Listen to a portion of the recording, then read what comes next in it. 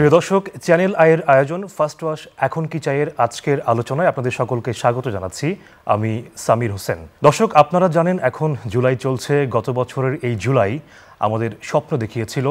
মানুষ অকাতরে জীবন বিলিয়ে দিয়েছিলেন নতুন বাংলাদেশ দেখার স্বপ্ন নিয়ে। সেই স্বপ্ন কতটুকু বাস্তবে রূপ লাভ করেছে, সেই স্বপ্নের পথটা কতটুকু সুন্দর হয়েছে, সেই বিষয়গুলো কিন্তু এখন বারবার আলোচনায় উঠে আসছে। যে আলোচনাগুলো গত বছরের জুলাইয়ের আগেও আসতো, ঘুরে ফিরে সেই আলোচনাগুলো কিন্তু এখনও আসছে।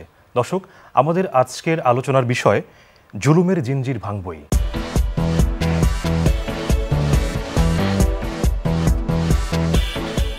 এ বিষয়ে আলোচনা করার জন্য আমাদের স্টুডিওতে তিনজন অতিথি রয়েছেন।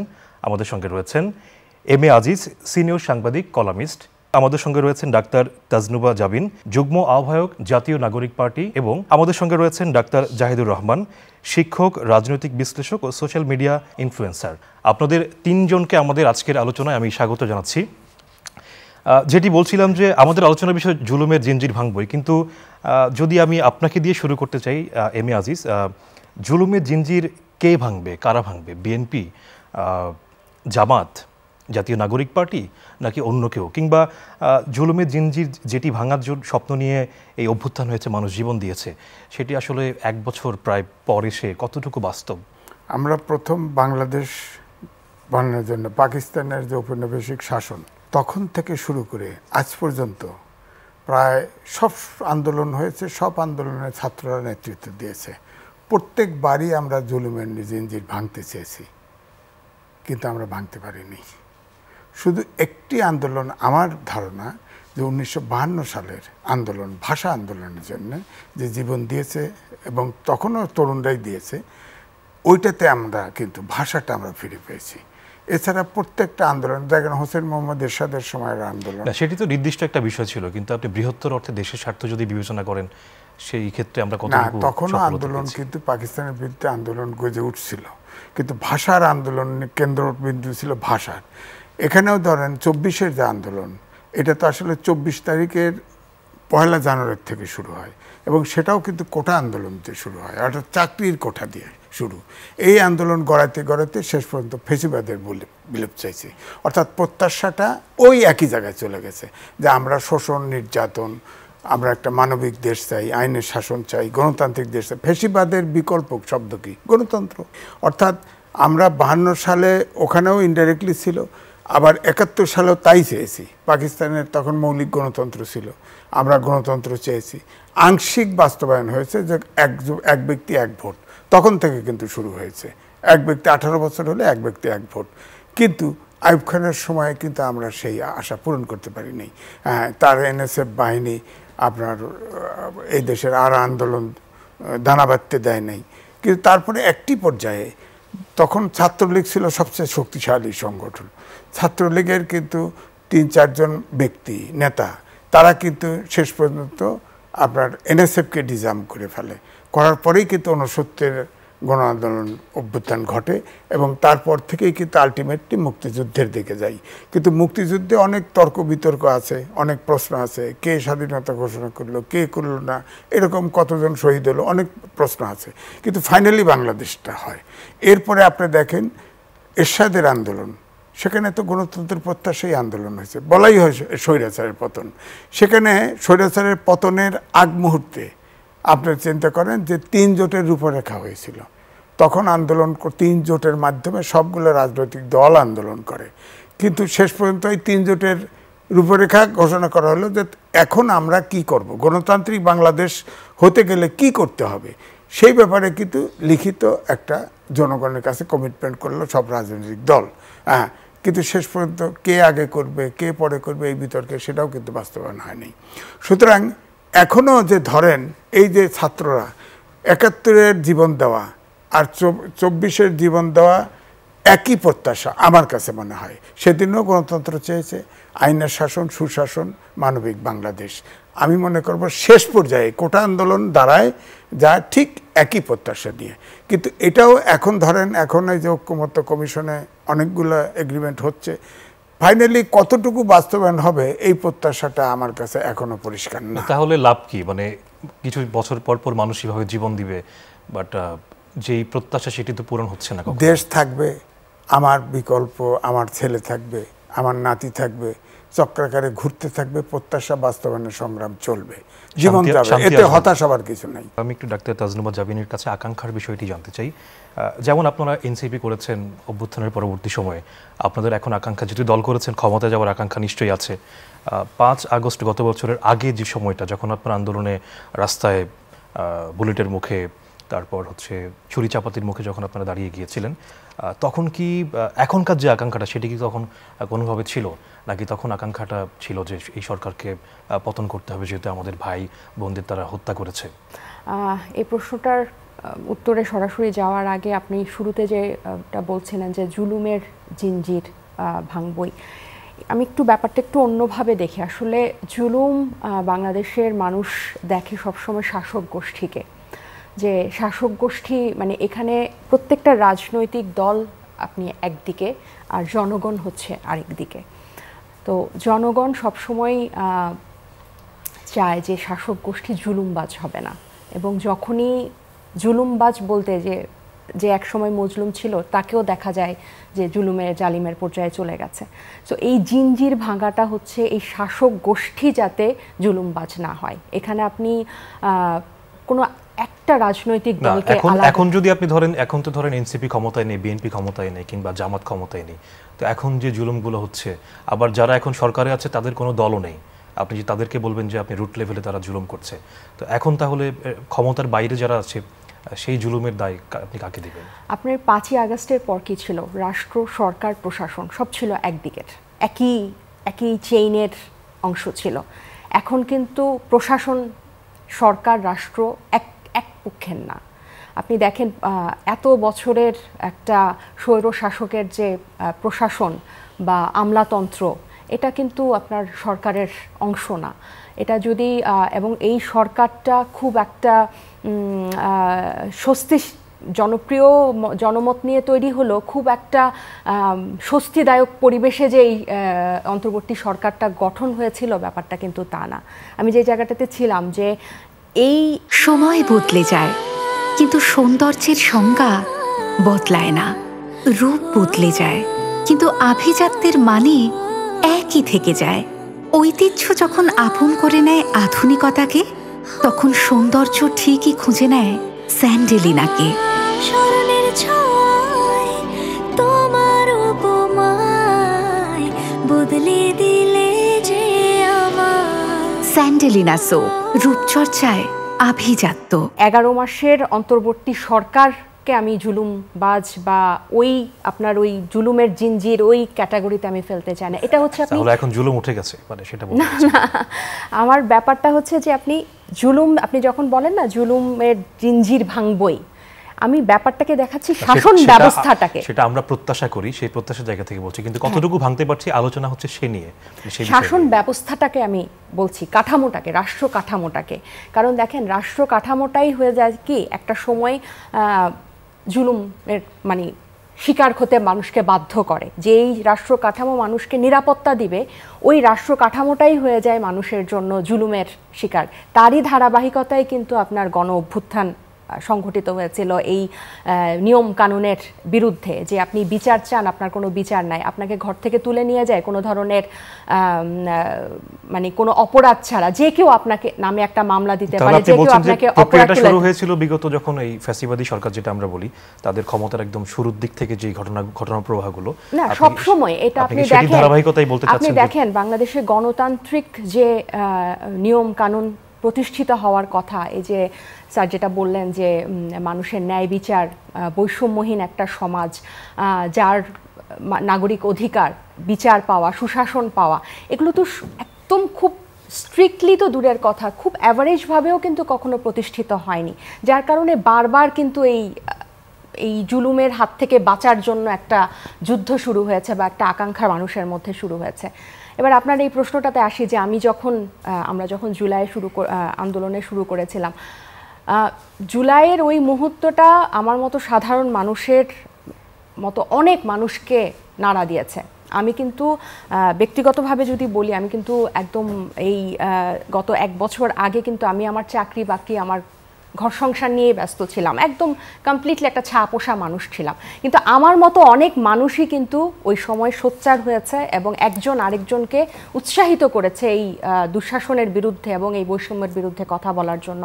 ডেফিনেটলি আপনি যদি আমাকে জিজ্ঞেস করেন তখন আমার রাজনৈতিক আকাঙ্ক্ষা কী ছিল, এনসিপি হবে, এগুলো কোনো কিছুই কিন্তু ছিল না।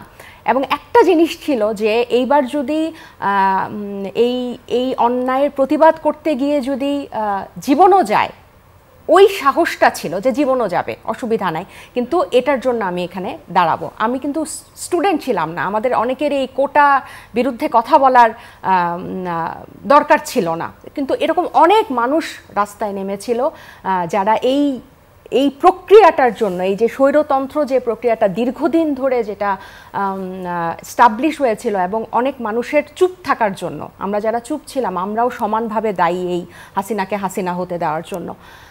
তো এই আকাঙ্ক্ষা থেকেই কিন্তু রাজপথে নামা, কোনো রাজনীতির উদ্দেশ্যে না, রাজনৈতিক দলের উদ্দেশ্যে না, বা রাজনীতিতে যাব, ক্ষমতা দখল করব, একদিন এনসিপি করব, এরকম কোনো উদ্দেশ্যে কিন্তু এই আকাঙ্ক্ষাটা শুরু হয় নাই।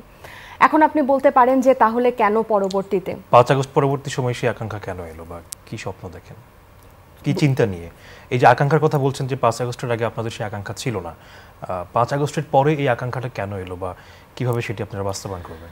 এটা আসলে অনেকে বলে যে আমরা এই গণতান্ত্রিক রূপান্তরের জন্য আমরা কাদের দিকে তাকিয়ে থাকি, আমাদের রাজনৈতিক প্রতিনিধিদের দিকে কিন্তু তাকিয়ে থাকি, তাই না? যে তারাই আমাদের চাওয়া পাওয়াগুলো, তারাই আমাদের অভিভাবক, তারাই আমাদের কথাবার্তাগুলো, আমাদের দাবি দাওয়া, আমাদের মৌলিক অধিকারগুলো নিশ্চিত করবে। কিন্তু আপনি দেখেন এই গণ অভ্যুত্থানটা একটা সময়ে বা একটা পর্যায়ে হয়ে গেল যে একটা পট পরিবর্তনের মতো। আপনি বলতে পারেন যে এটা তো নির্বাচন। আপনাকে একটু এই জায়গায় একটু থামাই, পট পরিবর্তনের কথা বললেন।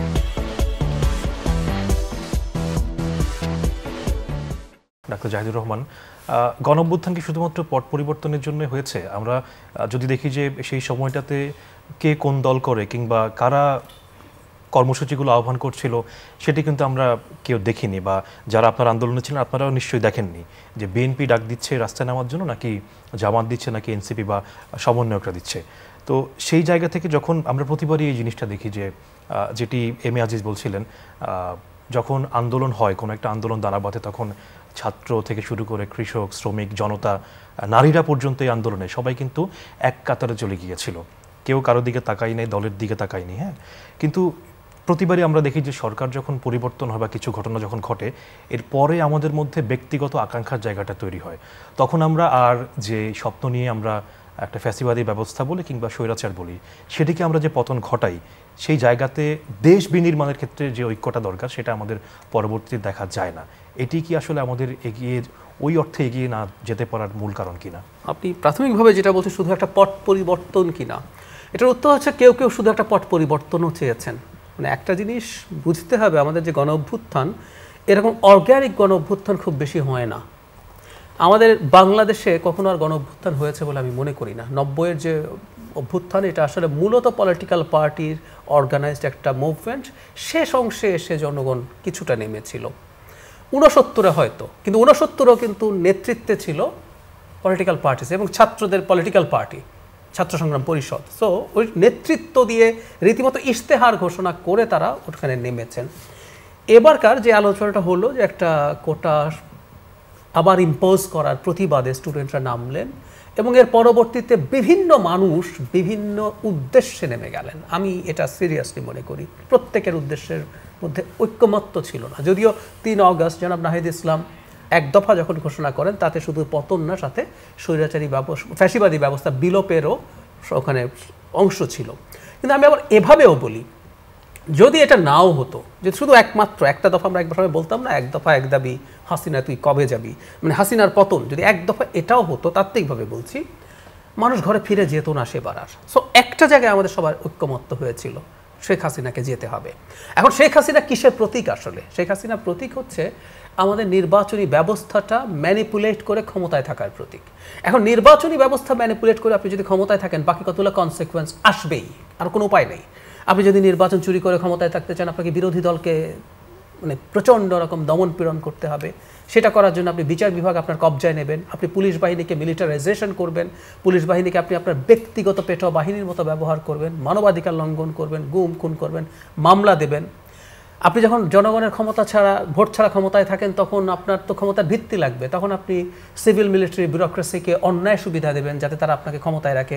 আপনি ব্যবসায়ীদের সাথে একটা নেক্সাস তৈরি করবেন, আপনি বিদেশি শক্তির সাথে এক ধরনের আন্ডারস্ট্যান্ডিং করবেন দেশের ক্ষতি করেও। সো এগুলো প্রত্যেকটা আসলে একটা মূল জায়গার কনসিকোয়েন্স। সেটা হচ্ছে সেটা কি ক্ষমতায় আপনি ভোট ছাড়া, ভোট ছাড়া। এখনো তো তাহলে আমরা দেখতে পাচ্ছি যে ভোটের ব্যাপারে কিছু দল চাচ্ছে যে যেমন ফেব্রুয়ারি বা ডিসেম্বরের মধ্যে দাবি ছিল, বাট কিছু দল দেখতে পাচ্ছি আমরা ভোট এখনই না হোক, এই ধরনের একটা প্রবণতা। এটাও আসলে কিসের মানে ইঙ্গিত বহন? মানে যারা ভোট এখনই না হোক বা ভোটের আগে কিছু শর্ত, বিশেষ করে তাসনিমাদের এনসিপি যে শর্ত দিচ্ছেন, তারা মনে করছেন যে আমরা ভোট করতে গিয়েও কেন থেমে যাই, কারণ আমরা আমাদের এখানে চেকস অ্যান্ড ব্যালেন্স এমনভাবে ঠিক করতে পারি না যে ওই ক্ষমতা বা বারবার এই যে সরকারি ব্যবস্থাটার কথা বলছেন, যে ব্যবস্থার মধ্যে বেশ কিছু ব্যাপার আমাদের কনস্টিটিউশনে আছে, আইনে আছে, আমাদের নর্মে আছে, যেগুলো ওখানে যাওয়ার পর, ক্ষমতায় যাওয়ার পরও আপনাকে কম বেশি নিপীড়ক বানিয়ে তুলবে। ফলে আপনি নিপীড়নের শিকার হবেন এবং আপনি স্বৈরাচার হয়ে ওঠার প্রবণতা তৈরি হবে। কিন্তু আরেকটা অংশ আছে, এটাকে নিয়ে আমি অ্যালার্মিং বিষয় বলে মনে করি। একটা গ্রুপ আছে তারা এগুলোকে সামনে আনছেন, কিন্তু তাদের উদ্দেশ্য আসলে নির্বাচনটাকে অ্যাজ মাচ অ্যাজ পিছিয়ে দেয়া। কারণ নির্বাচন যত পেছনে যাবে, এই সরকার যতদিন ক্ষমতা আছে, কারো কারো এক ধরনের বাইরে থাকে, আপনি ঠিক স্পষ্টভাবে দেখবেন না, তারা তো কোনো পদে হয়তো নেই, এক ধরনের ক্ষমতা আছে, তারা এক ধরনের ক্ষমতা চর্চা করতে পারেন। সেটা হলো অ্যালার্মিং জায়গা। কিন্তু এনসিপি সহ বাকি সবাই সংস্কারকে যেভাবে বলছেন, মিন করছেন, সেটা নিয়ে আমাদের একাডেমিক ডিবেট হবে, কিন্তু তাদের সদিচ্ছাকে আমি প্রশ্ন করি না। কিন্তু সদিচ্ছার বাইরেও একটা গ্রুপ, একটা কেওস তৈরি করা, একটা গ্রুপ ক্ষমতাটাকে যতটা সম্ভব দীর্ঘায়িত করে সেটার অংশ বা হিস্সা পাওয়া, সেটাও আছে আসলে। জনাব এম এ আজিজ, আপনার কাছে জানতে চাই, নির্বাচন যদি এখন যে ডেডলাইনটা আছে ফেব্রুয়ারি, আমরা অতি সম্প্রতি দেখলাম যে প্রধান উপদেষ্টার সাথে বৈঠকের পর জানানো হয়েছে যে 14 দলের যে রাজনৈতিক দল, তারা জানিয়েছেন যে 4-5 দিনের মধ্যে প্রধান উপদেষ্টা যে নির্বাচনের রোডম্যাপ ঘোষণা করবেন। তো রোডম্যাপ ঘোষণা হয়ে গেলে এই যে আমাদের যে প্রচলিত বিভিন্ন সমস্যা আমরা দেখতে পাচ্ছি, মব থেকে শুরু করে বিভিন্ন বিষয়, এই সমস্যাগুলো রাজনৈতিক দলগুলো বলার চেষ্টা করে যে সমস্যাগুলো সমাধান হয়ে যাবে যদি রোডম্যাপ ঘোষণা করা হয়। আপনি কি এই বিষয়ে একমত কিনা? দেখেন, 5ই আগস্টের পরে ছাত্রদের উপরে অনেক ভরসা, বিশেষ করে আমরা যারা প্রবীণই বলবো, আমাদের প্রত্যাশাটা অনেক বেশি হয়ে গেছিল। কারণ আমরা জীবনে এই দেশের মুক্তিযুদ্ধ থেকে এই পর্যন্ত আমরা ব্যর্থই হয়েছি, আমরা তাদের সফলতা চেয়েছি। কিন্তু আমি দেখলাম যে এখন পর্যন্ত 1 বছর গেছে, সরকার যেমন কোনো কিছু ঠিক করতে পারে নাই, এনসিপি তাদের রাজনীতিটা, দর্শনটা ঠিক করতে পারেনি এখন পর্যন্ত। কারণ তারা এখন দৃশ্যমান যেটা দেখা যায়, মনে হয় এক মিষ্টি সরকার কানে কানে কিছু গুনগুনিয়ে বলে যায়, কাছে আয় ভেসে যায় হাজার ফুলের ঠিকানায়, ছুঁয়ে দিয়ে ডুবে যায় সুগন্ধে সেই সীমানা। এখন তুমিও পেতে পারো আমার মতন সফট আর গ্লোয়িং স্কিন আর 3 ভর সুরভিত আত্মবিশ্বাসের গ্যারান্টি তিব্বত লাক্সারি সোপের সাথে। তিব্বত লাক্সারি সোপ, বাংলাদেশের রূপ। যেন ওই আওয়ামী লীগ অর্থাৎ পতিত সরকার এবং বিএনপি এটার বিরোধিতা করার জন্য এনসিপির জন্ম হয়েছে। রাজনীতিটা এমন হয়ে গেছে, রাজনীতিটা এখনো পরিষ্কার না। আর যেটা বললেন আপনি, দেখেন, একটা সৎ মানুষ যদি না হয়, তার দ্বারা ভালো কাজ হতে পারে না। রাজনীতিতে এখন অসৎ লোকের পরিমাণ বেশি হয়ে গেছে। আপনি দেখেন, এখন চাঁদাবাজি সব দল করতেছে, কারোর নাম চাঁদা, কেউ দিছে ডোনেশন, কেউ দিছে হাদিয়া, কেউ দিছে অনুদান, এইভাবে সবাই চাঁদাবাজি কম বেশি করতেছে। কিন্তু একে অপরকে আবার টার্গেট করতেছে, একে ওর দোষে ও চাঁদাবাজি করতেছে, ও চাঁদাবাজি করতেছে, এই করে নিজেদেরকে নিজেরাই ম্যালেন্ট করে ফেলতেছে। তো সুতরাং আমি বলবো, প্রথমে রাজনীতিটা আমার মনে হয় যে একটা ব্যবসার উৎসর মতো মনে হয়েছে। কারণ ছাত্রদের কাছে এটা প্রত্যাশা করি নাই। প্রত্যেকটা ডক্টর মোহাম্মদ ইউনুস যে সবচাইতে ভুলটা করেছে, আমি কিন্তু ডক্টর মোহাম্মদ ইউনুসকে যখন 6 তলায় উঠায়, হাঁটায় আর নামায়, তখন তার পক্ষে টকশো করেছি এবং তার পক্ষে লিখেছি আমি যে সে জাতীয় সম্পদ। কিন্তু তিনি প্রত্যেকটা কমিশনে, প্রত্যেকটা মিনিস্ট্রিতে ছাত্র বসায় দিছে, এবং ছাত্ররা বিতর্কিত হয়েছে। আপনি 52 সাল থেকে শুরু করে এ পর্যন্ত সব আন্দোলনে ছাত্র অগ্রভাগে ছিল, কোনো ছাত্র এত বিতর্কিত হয়নি কোনো নেতা, এবারে হয়েছে। এই গতকালকে আপনি দেখেন স্বরাষ্ট্র মন্ত্রণালয়ে যে ছাত্রকে দেওয়া হয়েছে সেই ছাত্র গেছে চাঁদাবাজি করতে। আওয়ামী লীগের এক মহিলা আসনের এমপি তার বাসায় যা 50 লক্ষ টাকা চাঁদা দাবি করছে, ধরা খেয়ে গেছে, অ্যারেস্ট হয়েছে। তো এটা ভালো লক্ষণ যে অন্তত পক্ষে যে এরাও এই বৈষম্য, তখন বৈষম্য বিরোধী, এখন তারা এনসিপির সদস্য। আপনি যেহেতু অভিযোগ করছেন, তাজনুবা জাবিন আছেন, যে বিষয়টি বলা হচ্ছে বা যে বিষয়টি গণমাধ্যমে এসেছে, দুইটি বিষয়। একটা হচ্ছে আপনাদের দর্শন পরিষ্কার না, আপনারা শুধু বিএনপি বা যে প্রচলিত দলগুলো আছে তাদের বিরোধিতা করে আপনারা রাজনীতি করছেন। এর পাশাপাশি যেই চাঁদাবাজির অভিযোগটা এলো বা যেটির জন্য 5 জন গ্রেপ্তার হয়েছে ইতিমধ্যে, এটি নিয়ে কি বলতে চান ছোট করে যদি বলেন? হ্যাঁ, প্রথমে পরেরটা দিয়ে শুরু করি। চাঁদাবাজির মতো ব্যাপারকে আসলে ডিফেন্ড করার কোনো কিছু নাই। এটা যেই করুক যাই করুক এটাকে একেবারেই নির্মূল করা মানে উচিত, এটার পক্ষে আমার কোনো কথা নাই। কিন্তু এই যে বৈষম্য বিরোধী ছাত্র আন্দোলন যে প্ল্যাটফর্মটা ছিল, যেটা গণ অভ্যুত্থানে কেন্দ্রিক একটা প্ল্যাটফর্ম ছিল, ওটা থেকে কিন্তু পরবর্তীতে যারা নন স্টুডেন্ট তারা জাতীয় নাগরিক কমিটি এবং ওদিকে গণতান্ত্রিক ছাত্র সংসদ, মানে দুটো ভাগে কিন্তু এখান থেকে বের হয়ে এসেছে। তো এখন এই মুহূর্তে এই প্ল্যাটফর্মটার প্রয়োজনীয়তা আছে কিনা, আমি ব্যক্তিগতভাবে আসলে এটা তেমন কোনো প্রয়োজনীয়তা মনে করি না। বরং এইটাকে ব্যবহার করে কিন্তু এই ধরনের চাঁদাবাজির অনেক খবর বা অনেক দুর্নীতি অনিয়মের খবর কিন্তু আসছে। আরেকটা বিষয় যেটা এই ছেলেটা বোধহয় একটু আগে আমি দেখলাম, পুলিশ সংস্কার কমিশন বা স্বরাষ্ট্রতে লিস্টেড এরকম কেউ ছিল না। কিন্তু এটা তার ডিফেন্সে আমি বলছি না, কিন্তু সে যে চাঁদাবাজি করেছে বা যেভাবে তারা ধরা পড়েছে এগুলো কিন্তু এনসিপির জন্য ওয়ার্নিং সাইন, এগুলো ওয়েক আপ কল। এ ধরনের মানুষকে আপনি যদি শুরুতেই একেবারে বাদ না দেন বা নির্মূল না করেন বা একেবারে কঠোর অবস্থানে না যান, আমাদের মতো অনেক মানুষের শ্রম বা প্রজ্ঞা কিন্তু প্রশ্নবিদ্ধ হয়।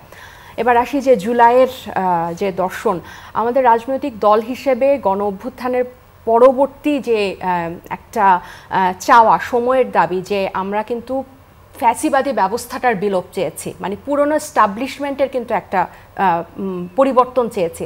তো সেটা যেহেতু বিদ্যমান রাজনৈতিক দলগুলো থেকে আমাদের কাছে আমরা যে আশা করেছিলাম, সেটা যখন আমরা দেখছি যে না আমরা ওই আশাটা পূরণ করতে পারছি না, পরবর্তীতে আমরা নিজেরাই উদ্যোগ নিয়ে কিন্তু রাজনৈতিক দলটা করলাম। এবং আমাদের চাওয়া বা আমাদের ভিত্তিটাই কিন্তু ওখান থেকে শুরু। এটা ঠিক, আমরা বিভিন্ন জনবান্ধব বা বিভিন্ন সমস্যা নিয়ে, অর্থনীতি নিয়ে, বাংলাদেশের বেকার সমস্যা নিয়ে, শিক্ষা নিয়ে, স্বাস্থ্য নিয়ে কি করব, এই ম্যানিফেস্টোটা হয়তো আমরা এখনো মানুষের সামনে প্রকাশ করতে পারি নাই। কিন্তু তাহলে আপনারা যে পদযাত্রা করছেন সেখানে আপনারা কি বলছেন, মানুষকে কিভাবে বোঝাচ্ছেন আপনাদেরকে পছন্দ কেন তারা করবে? আমাদের এই পদযাত্রাটা কিন্তু ছিল যে এনসিপির আমরা যে গঠনের পর, আত্মপ্রকাশের পর যে মানুষের কাছে পৌঁছানো, যে একটা এনসিপি কি করতে চায় এবং কিভাবে করতে চায় এবং নতুন বাংলাদেশ বিনির্মাণে বা ফ্যাসিবাদ ব্যবস্থা বিলোপে বা নতুন বন্দোবস্তে এনসিপি কি বুঝাতে চায় সেটাই বলছে। এবং ওখান থেকে মানুষের কি প্রত্যাশা এনসিপির প্রতি সেটাও কিন্তু শুনছে। আমি যেটা বললাম যে ইশতেহার আপনার একদম ম্যানিফেস্টো আকারে আমরা প্রকাশ করতে পারি নাই আপনাদের জন্য যে আমরা এটা করব।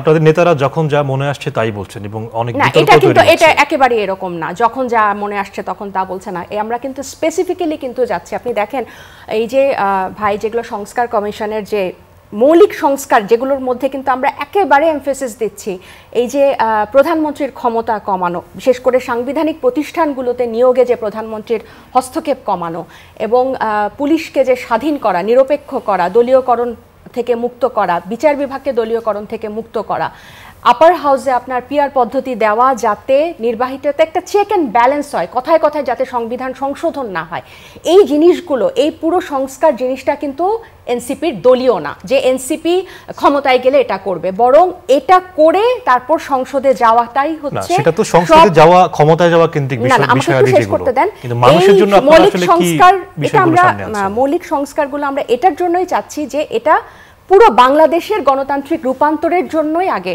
দরকার। এখন এনসিপি কি করবে মানুষের জন্য, এটা আমি আবারও বলছি যে যেই বৈষম্যহীন সমাজের কথা বা যেই ধরনের ফ্যাসিবাদ প্রত্যেকটা প্রতিষ্ঠান থেকে ফ্যাসিবাদী ব্যবস্থা বিলোপের জন্য যে কথাগুলো বলেছে সেটার পরিষ্কার রোডম্যাপ প্রত্যেকটা ক্ষেত্র ধরে ধরে কিন্তু এনসিপি প্রকাশ করবে।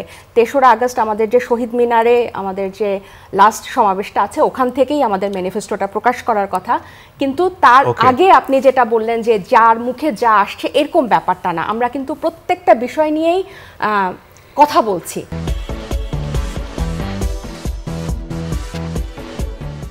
ডাক্তার জাহিদুর রহমানের কাছে যাই, যেটি তাসনুভা জাবিন বলছিল সংস্কারের বিষয়টা, সংস্কারের ক্ষেত্রে আমরা দেখতে পাচ্ছি যে বিভিন্ন দল বিভিন্ন প্রস্তাব দিচ্ছে, তার মধ্যে পিআর পদ্ধতি নির্বাচন আছে, সেখানে মত দ্বিমত রয়েছে। আমরা দেখতে পাচ্ছি যে ঐক্যমত্য কমিশনে যেই বিষয়গুলো মৌলিক সংস্কারের ক্ষেত্রে যে বিষয়গুলো সেগুলোর ক্ষেত্রে বেশিরভাগ ক্ষেত্রে আসলে ঐক্যমত্যে পৌঁছানো যাচ্ছে না, বিভিন্ন দলগুলো পৌঁছাচ্ছে না। এটি আসলে আমাদের জন্য, যদি আমরা শেষ অবধি যদি পৌঁছাতে না পারি তাহলে নির্বাচনের আগে সেটি আসলে কতটুকু বাস্তবায়ন করা সম্ভব হবে? মৌলিক সংস্কার যেগুলো আছে, বিশেষ করে সংবিধান সংস্কার, এগুলো আসলে নির্বাচনের আগে কোনোটাই হবে না। কারণ আপনি আইন যেগুলো আছে এগুলো এখনও আইন প্রণয়নও সম্ভব না, কারণ পার্লামেন্ট নেই। কিন্তু আমাদের একটা অপশন আছে, সেটা হচ্ছে অর্ডিন্যান্স বা অধ্যাদেশ জারি করার মাধ্যমে আমরা এটা করে ফেলতে পারি। পরবর্তী পার্লামেন্ট যদি ঐক্যমত্য থাকে তারা সেটাকে আইনে পরিণত করবেন, অধ্যাদেশ আইনের মতোই কার্যকরী।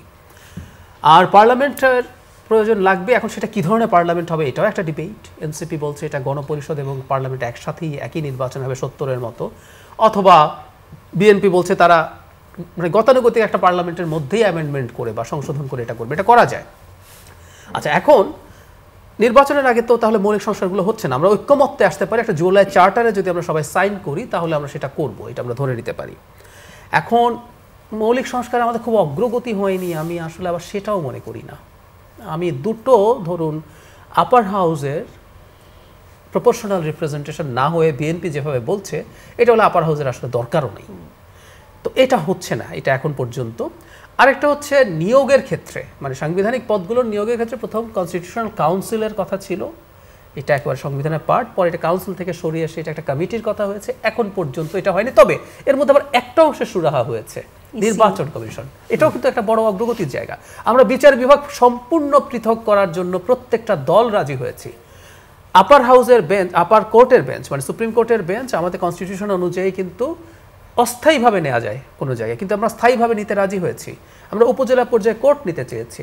আর্টিকেল 70 যেটা নিয়ে দীর্ঘদিন ডিবেট হয়েছে, সে আর্টিকেল 70-রও মোটামুটি এক ধরনের আন্ডারস্ট্যান্ডিং হয়ে গেছে। 2বারের বেশি প্রধানমন্ত্রী না থাকা, 2বার না বলে 10 বছর প্রধানমন্ত্রী, এর বেশি থাকা যাবে না। সো আমাদের অগ্রগতি তো মৌলিক জায়গায় খুব কমও হয়নি, আমি ব্যক্তিগতভাবে মনে করি। আপনি আসলে কোন দিক থেকে দেখবেন সেটা ডিপেন্ড করে। সেই কারণে আমি মনে করি বাকি যে দুটো আসলে ক্রুডলি বলি, আরেকটা আছে এটাকে আমি এই মুহূর্তে আসলে সঠিক মনে করি না। এই ডিবেটটা আমার কাছে সুযোগ থাকলে হতো, এই যে সরাসরি ভোটে নারীদের নির্বাচন, এটা অনেক জটিলতার জায়গা আছে, আমরা এটাকে সরিয়ে রেখে স্ট্রাকচারাল দুটো জায়গায় আসলে আছে। এই দুটো যদি এবার নাও হয়, বাকি যা আছে আমরা যদি এটা নিয়ে এবার এগিয়ে যেতে পারি, রাজনীতি তো শেষ হবে না। আমি প্রায় বলি এনসিপি কিন্তু এই রাজনীতিটা করে মানুষের কাছে সংস্কার শব্দটা ঢুকিয়ে দিতে পেরেছে এডুকেটেড মিডল ক্লাসের কাছে।